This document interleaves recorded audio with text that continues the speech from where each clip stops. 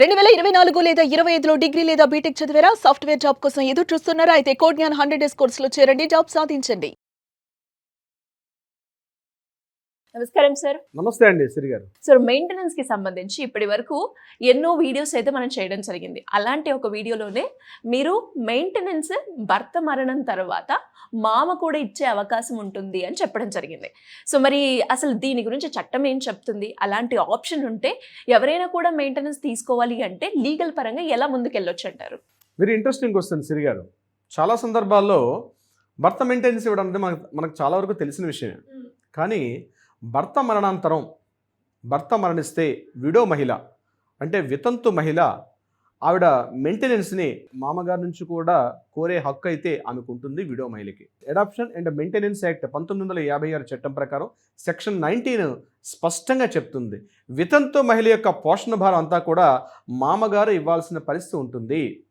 ఇది చాలా ఇంట్రెస్టింగ్ అనిపిస్తుంది. మామగారు ఇవ్వడం ఏంటండి మెయింటెనెన్స్? అవును, ఇది కరెక్టే. ఎలాంటి సందర్భాల్లో ఇది వర్తిస్తుంది అంటారు సార్? ఎగ్జాక్ట్లీ. దీనికి ఈ యొక్క వితంతు మహిళ యొక్క పోషణ భారం అన్నది ఎలా మామగారు పోషించాలనే విషయం మీద కొన్ని కండిషన్స్ కూడా పెట్టడం జరిగింది. నేను ఒక 3 కండిషన్స్ చెప్తాను. ఈ 3 కండిషన్స్ ప్రకారంగానే ఆ వితంతు మహిళ ఉంటే తప్పనిసరిగా ఆ వితంతు మహిళ తప్పనిసరిగా తన మామగారి నుంచి మెయింటెనెన్స్ కోరే హక్కు ఉంటుంది. ఇప్పుడు అన్యోన్య దాంపత్యం, భార్య భర్తలు హ్యాపీగా జీవిస్తున్నారు, భర్త సంపాదిస్తున్నాడు, భార్య మెయింటైన్ చేసుకుంటుంది, హ్యాపీగా వెళ్ళిపోతున్నటువంటి లైఫ్. అటువంటి సందర్భంలో ఏదో అనుకోని విపత్కర పరిస్థితుల్లో యాక్సిడెంట్ కావచ్చు, న్యాచురల్ డెత్ కావచ్చు, ఇంతలో సడన్గా భర్త చనిపోయాడు.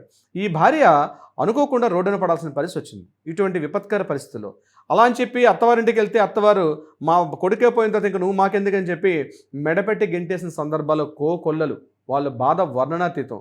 అలా అని చెప్పి పుట్టింటి వారిని సపోర్ట్ వస్తుందంటే పుట్టింటి వారు కూడా సపోర్ట్ చేయని పరిస్థితి. అటు పుట్టింటి వరకు చెందక, అటు మెట్టినింటి వారు అత్తవారికి చెందక సదరు మహిళ అనేక రకాలుగా ఇబ్బందులు పడుతుంటుంది. ఒక షెల్టర్ లేకుండా, ఇన్కమ్ లేకుండా, ఏమీ చేయలేని పరిస్థితిలో అగమ్య గోచరం అయిపోయి చివరికి నుయ్యో గొయ్యో చూసుకోవాల్సిన పరిస్థితి దాపురిస్తుంది. దీనికి చెక్ పడుతూ ఈ సెక్షన్ ఏదైతే సెక్షన్ 19 నిజంగా అభయహస్తం అని చెప్పుకోవచ్చు ఆ స్త్రీల పట్ల, ముఖ్యంగా వితంతు మహిళల పట్ల ఈ చట్టం ఏదైతే ఉందో అభయహస్తం అని నేను చెప్తాను. అయితే ఈ 3 కండిషన్స్ ఏంటి? నెంబర్ 1 కండిషను, ఇక్కడ మామగారికి సంబంధించి ఉన్నటువంటి ఏదైతే ఉంటుందో ప్రాపర్టీ అని ఖచ్చితంగా ఉండాలి. నెంబర్ 1 పాయింట్, ఆయన పేరు మీదుగా ప్రాపర్టీ ఉండాలి. అది ఖచ్చితంగా యాన్సెస్ట్రల్ ప్రాపర్టీ అయి ఉండాలి. ఇది నెంబర్ 1 రూల్. మామగారికి ప్రాపర్టీ ఉండాలి, అది యాన్సెస్ట్రల్ ప్రాపర్టీ అయి ఉండాలి. అంతేకాకుండా ఆయన కాస్త వెల్ సెటిల్గా కనిపించాలి. ఇది నెంబర్ 1 రూల్. నెంబర్ 2, ఆ మహిళకి ఎటువంటి జాబ్ కానీ, ఎటువంటి ఉపాధి కానీ, ఎటువంటి ఇన్కమ్ సోర్సెస్ కానీ ఏమీ లేకుండా ఉండాలి. ఇది నెంబర్ 2. రెండో పాయింట్ ఏంటంటే ఆమె పేరు మీదుగా ఎటువంటి ప్రాపర్టీస్ కూడా ఉండకూడదు. ఆమె పేరు మీదుగా ప్రాపర్టీస్ కానీ ఎసెట్స్ కూడా ఏమి ఉండకూడదు. సో ఈ 2 పాయింట్స్ చాలా ఇంపార్టెంట్. ఇక కండిషన్ నెంబర్ 3 నేను చెప్తాను. కండిషన్ నెంబర్ 3 ఏంటంటే వాళ్ళ పేరెంట్స్ తరపు నుంచి కూడా ఈమెకి ఎటువంటి ఇన్కమ్ సోర్సెస్ కూడా ఉండకూడదు. అంటే పేరెంట్స్కి ఆస్తులు కానీ, అమ్మ తరపున ప్రాపర్టీస్ రావడం కానీ, స్త్రీధనం రావడం కానీ, పేరెంట్స్ నుంచి రావడం కానీ, ఇటువంటి ఏ స్కోప్ కూడా అంటే పేరెంట్స్ నుంచి కూడా తనకి ఇన్కమ్ వచ్చే ఆదాయ మార్గాలు ఉండకూడదు. వాళ్ళకు కూడా అంటే ఆస్తులు కానీ ఆదాయం కానీ వాళ్ళ తరపున వచ్చే అవకాశం ఉండకూడదు. నెంబర్ 2, ఒకవేళ పిల్లలు ఉంటే పిల్లల తరపున కూడా ఈమెకు వచ్చే సోర్సెస్ కూడా ఉండకూడదు. ఈ 3 కండిషన్స్లో ఉండేటప్పుడు తప్పనిసరిగా ఆ మహిళ ఇమ్మీడియట్గా న్యాయస్థానాన్ని కానీ అప్రోచ్ అయితే ఇమ్మీడియట్గా ఆయన దగ్గర నుంచి మెయింటెనెన్స్ ఇచ్చి తీసుకునే అవకాశం అయితే ఉంటుంది.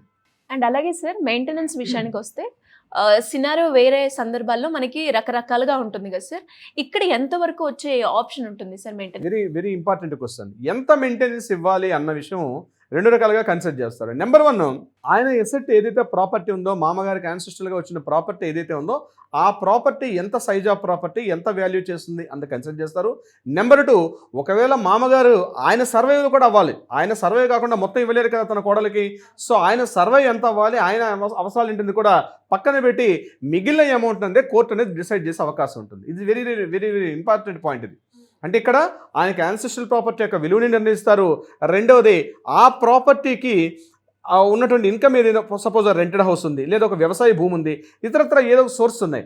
సో ఇక్కడ ఈయన సర్వే కావాలి, ఆయన సర్వే అవుతూ ఇంకా మిగిలిన ఉంటే అప్పుడు అందులో డిసైడ్ చేసే అవకాశం ఉంటుంది. బట్ ఏదేమైనప్పటికీ కూడా ఆయనకి అసెట్, ఇప్పుడు అసెట్ లేదనుకోండి, అప్పుడు మామగారికి అసెట్ లేదు, ఇన్కమ్ సోర్స్ ఏమీ లేవు. అటువంటి సందర్భాల్లో మెయింటెనెన్స్ కూడా ఉంది కొద్దిగా ఇబ్బందికర పరిస్థితే, కొన్ని చోట్ల అవకాశం కూడా ఉండదు. ఇక్కడ వితంతు మహిళకి భర్త చనిపోయిన తర్వాత వితంతు మహిళకి తన మామగారు కాస్త బాగా ఉండి ఆర్థికంగా బాగుండి అసెట్స్ ప్రాపర్టీస్ ఉంటే తప్పనిసరిగా ఆ మామగారి దగ్గర నుంచి తను మెయింటెనెన్స్ తీసుకునే అవకాశం ఉంటుంది. ఇప్పుడు నేను చెప్పినటువంటి అడాప్షన్ ద మెయింటెనెన్స్ యాక్ట్ 1956 చట్టం సెక్షన్ 19 ప్రకారం తప్పనిసరిగా విడో మహిళకి అయితే అవకాశం ఉంటుంది దీనికి సంబంధించి. సార్, ఇప్పుడు మీరు అన్నట్టుగానే ఈ వీడియో చూసి ఎవరైనా కూడా మేము లీగల్ పరంగా ముందుకెళ్ళాలి అని అనుకుంటారు. అలాంటి సందర్భాల్లో దీని ప్రొసీజర్ అనేది ఏ విధంగా ఉంటుంది, ఎంత సమయంలో మనకి మెయింటెనెన్స్ వచ్చే అవకాశం ఉంటుందంటారు? కరెక్ట్ అండి సరిగా. దీనికి సంబంధించి దగ్గరలో ఉన్నటువంటి మనం ఏ పరిధిలో ఉంటామో ఆ ఏరియాలో ఉన్నటువంటి కోర్టు పరిధిలో మనం ఇమీడియట్గా ఫ్యామిలీ కోర్టులో ఈ కేసును ఫైల్ చేసుకోవాలి. ఫైల్ చేసుకొని తన మామగారికి ఉన్నటువంటి అసెట్స్ కానీ ఉంటాయి మన ఆధారాలు చూపించగలిగితే కోర్టు ఇమీడియట్గా ఇస్తుంది. ఇది సుమారుగా 8 months నుంచి 12 years లోపలే మనం తీసుకొచ్చే అవకాశం కూడా ఉంటుంది శ్రీగారు. ఇంకా దీనికి సంబంధించి ఎలాంటి ఇన్ఫర్మేషన్ అయినా తెలుసుకోవాలి అనుకునే వాళ్ళు మిమ్మల్ని ఎలా అప్రోచ్ అయ్యే ఛాన్స్ ఉందంటారు? కింద స్కూల్ అవుతుంది, మనకి కాంటాక్ట్ చేయండి. మన లీగల్ టీం మీకు అప్రోచ్ అవుతారో, కావాల్సినటువంటి సలహా సూచనలు ఇచ్చే ప్రయత్నం చేస్తారు. అదీ కాకుండా మీ సమస్య కోర్టు వివాదాల్లో ఉంటే పరిష్కారం కాకుండా ఉంటే ఆ పరిష్కారం అయ్యే దిశగా కూడా ప్రయత్నం చేస్తారు శ్రీగారు. Thank you sir, thank you so much. Thank you so much అండి శ్రీగారు.